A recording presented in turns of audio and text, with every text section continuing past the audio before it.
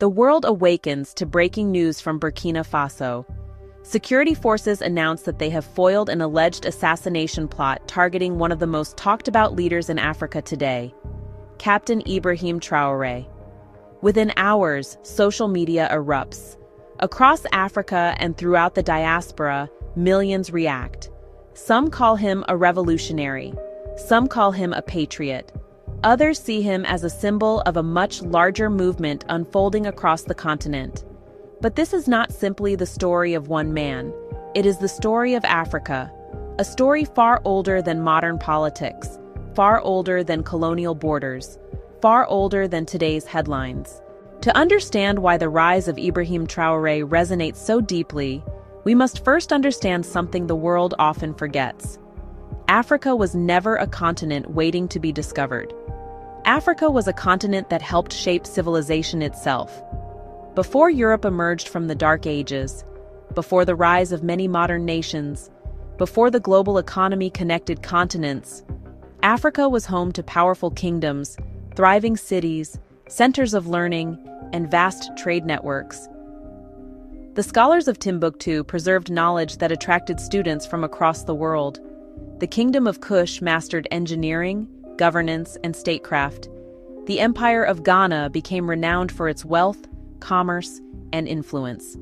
The Mali Empire connected continents through trade, scholarship, and diplomacy. The Songhai Empire developed one of the most sophisticated political systems of its era.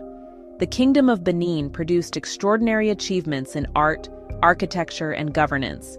The Asante Kingdom demonstrated military brilliance, economic strength, and political organization. Across the continent, African civilizations built, traded, governed, innovated, and flourished. Africa was not on the margins of history. Africa was helping write it. Its gold-fueled economies, its scholars advanced knowledge, its merchants connected regions, its leaders governed great civilizations, its people built societies that endured for centuries. Yet history would bring new challenges. Foreign powers arrived seeking access to Africa's immense wealth and strategic position. The 19th century witnessed the division of African territories by outside powers who drew borders with little regard for the nations, cultures, and civilizations that already existed. But despite these disruptions, Africa's spirit never disappeared. Empires fell, borders changed, governments rose and fell. Yet generation after generation continued the struggle for dignity, sovereignty, and self-determination. From Menelik II of Ethiopia to Yaa Asantewaa of the Asante Kingdom, from Samori Touré to Kwame Nkrumah, from Patrice Lumumba to Thomas Sankara, Africans continued to fight for the right to determine their own future, because freedom has always been one of Africa's strongest traditions. When independence movements swept across the continent during the 20th century, African nations reclaimed political sovereignty. New flags were raised, new governments emerged, new hopes were born. Yet many challenges remained. The struggle evolved, the conversation shifted. Political independence led to questions of economic independence. National sovereignty led to questions of resource sovereignty. And a new generation began asking difficult questions. How can a continent rich in gold remain poor? How can nations rich in minerals import what they could manufacture themselves? How can Africa, home to some of the world's youngest and fastest-growing populations, unlock its full potential? These questions became especially powerful among African youth. A generation connected through technology, education, entrepreneurship, and social media. A generation proud of its history and determined to shape its future. It was within this environment that Ibrahim Traore emerged.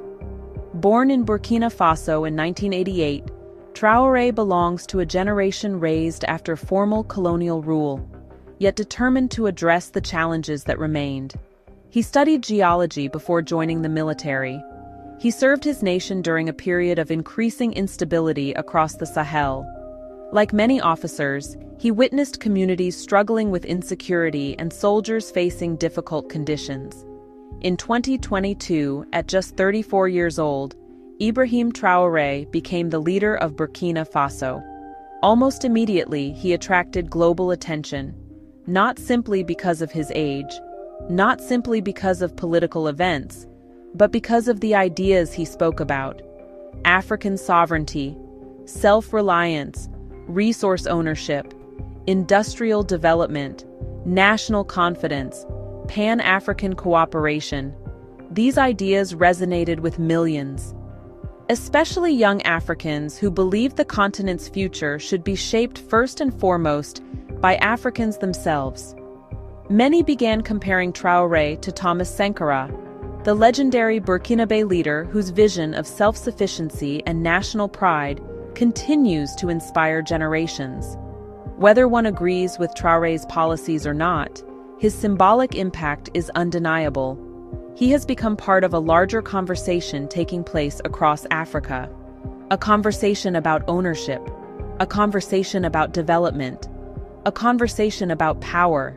Because the 21st century may become one of the most important periods in African history.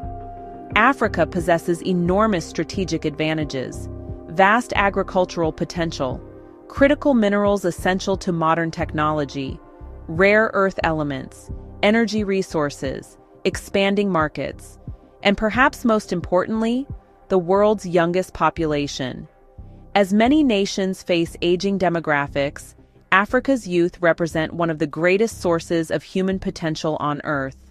Across the continent, entrepreneurs are building businesses, engineers are creating new technologies, scientists are driving innovation, artists are shaping global culture, students are entering universities in record numbers, cities are expanding, infrastructure is growing, and a new generation is imagining possibilities that previous generations could only dream about.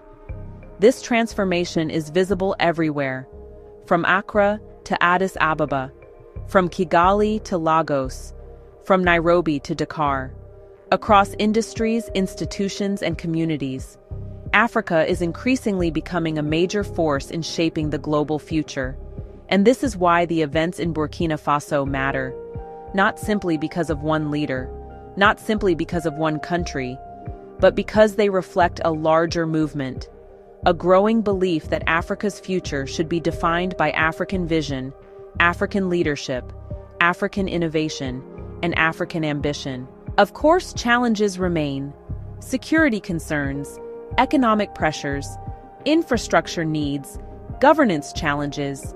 No nation develops without obstacles. History teaches us that speeches alone do not build prosperity.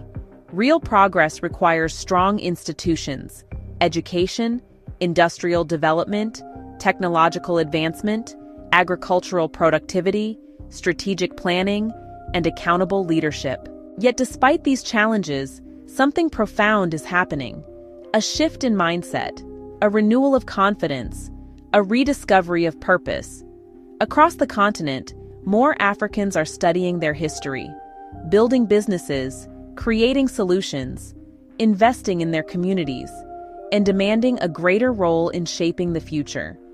This is why the story of Ibrahim Traore extends far beyond politics, because he has become a symbol of a broader awakening, an awakening rooted in the belief that Africa's greatest days are not behind it. They are ahead of it. Today, Africa is no longer content to be viewed merely as a source of raw materials or a subject of foreign analysis. It is increasingly positioning itself as an active architect of the future, a future built on innovation, a future built on partnership, a future built on confidence, a future built on sovereignty. The story of Africa has never been a story of weakness. It is a story of resilience, a story of achievement, a story of builders, scholars, warriors, inventors, entrepreneurs, artists, and visionaries.